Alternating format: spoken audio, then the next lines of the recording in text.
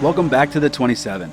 Exciting times here in Steelcast land. This is the inaugural video for a brand new series called the quote custom default series, where I'm going to be taking cars that I don't typically work on and putting a symmetrical default build together for you using telemetry. I can do a lot more cars. The tracks don't matter that much. This is for the casual racer and for the setup wonks out there like myself. My goal is to make a nice, comfortable, quick car, and it could be a good starting point for those of you who want to develop a track-specific setup moving forward. If you're playing Amos 2 and you haven't driven the sprint cars recently, you are missing out.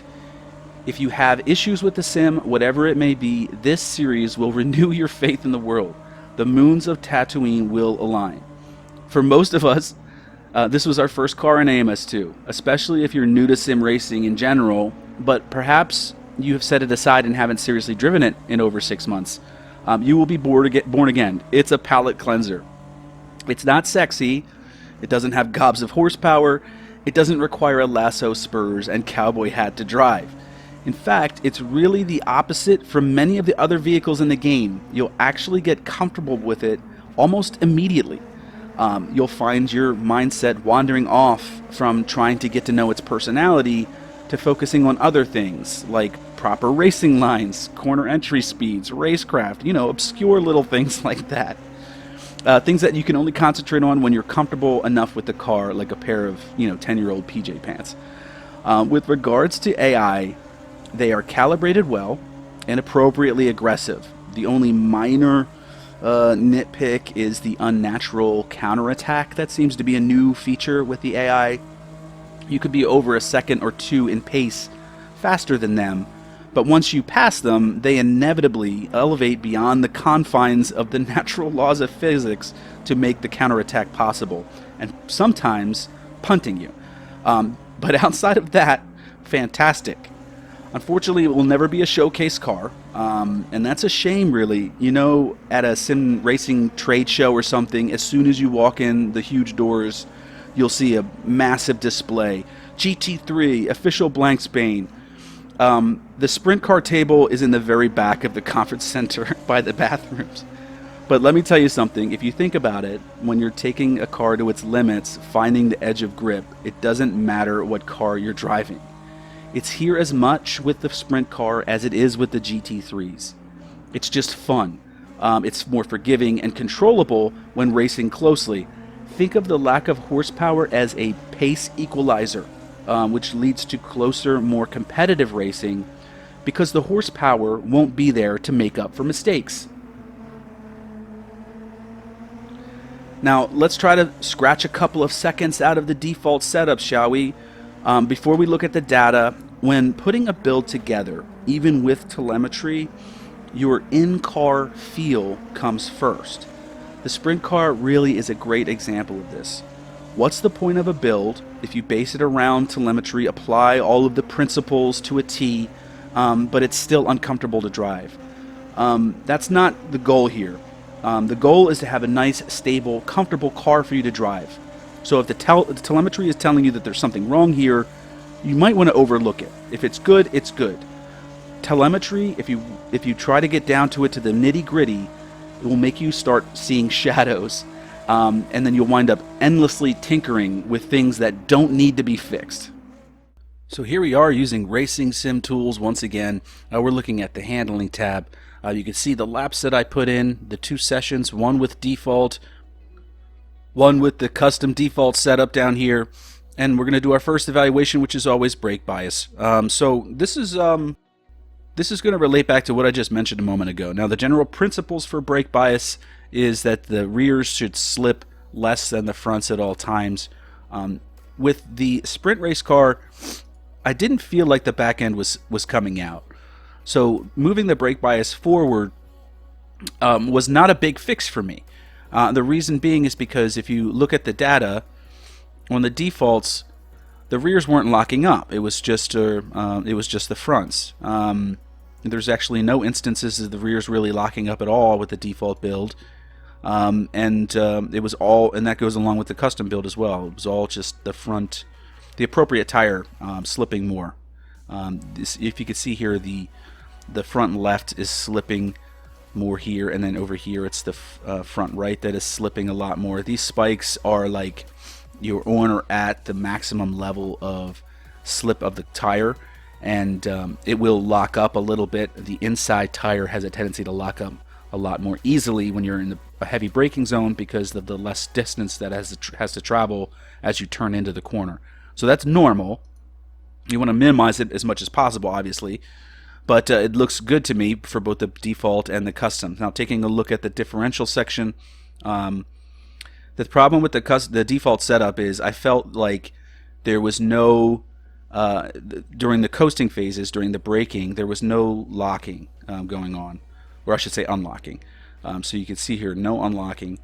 And so I wanted to increase the amount of unlocking a little bit in the cornering phases when you're braking and entering a corner. And you can see here we have little instances of unlocking.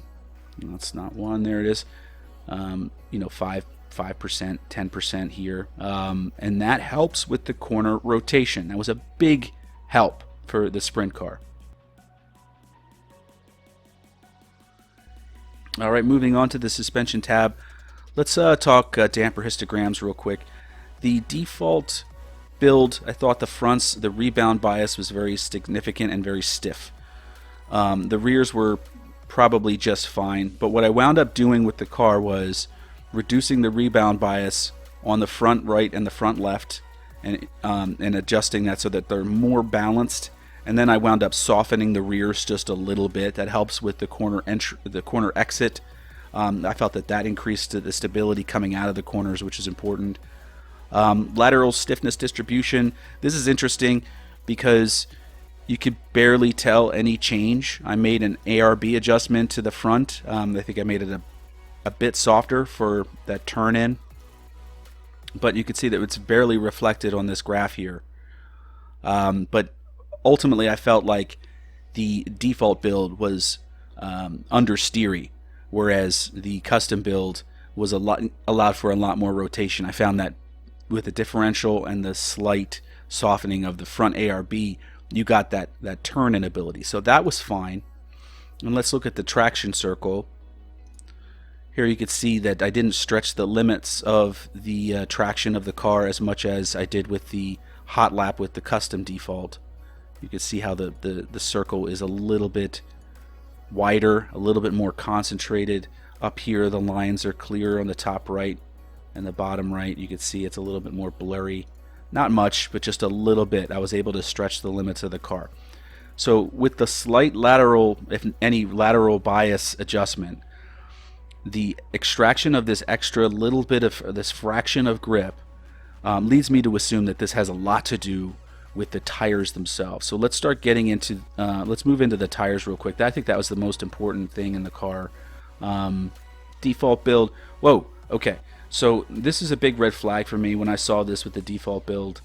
I'm going to try to bring it within reason here. You can see that the front left and front right tire wear was significantly higher than the rears. 8% after 3 laps of a front left. Now, if you're doing a typical 5 to 10 lap sprint race, you probably won't notice a difference.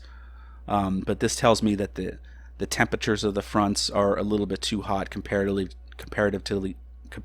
to the rear, and that and if the race is about 20 laps, you're going to have problems. So compare that with the custom build, and boom, you can see that it's a lot more balanced.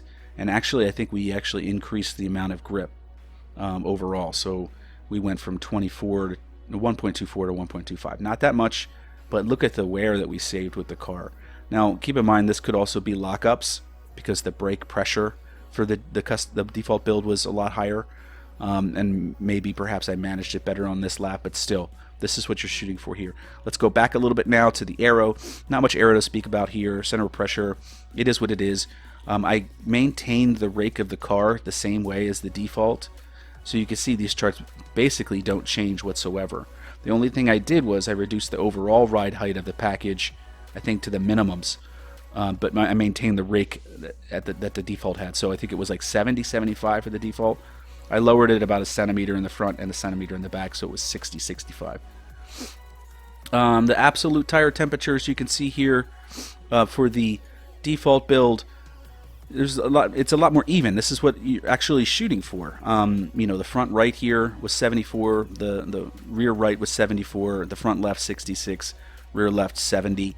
That is right in that range where I like to recommend to keep my tire temperatures, at least the skew between the fronts and the backs. If you look at the custom setup though, you can see that the custom build, the temperature difference between the fronts and the rears is a lot more aggravated. And that is because we had that extra rotation with the coast ramp differential. We had a little softer front end. The tires were cambered, and we were getting a nice rotation through the corner, increasing the temps of the fronts and the rears, to be honest. But ultimately, it led to a faster package. So that's it. We have a nice, stable, and quick custom default package for you to take to your next multiplayer lobby, perhaps tonight. I highly recommend doing some cambering and pressure adjustments for individual tracks as you come across them. It will lead to better, more consistent performance.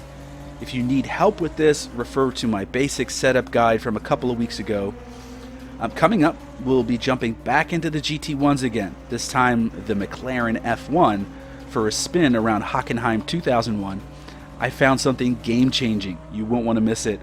After that, the GT3s will be making their first visit to the Nordschleife. My pain, your gain. Until next time, take care.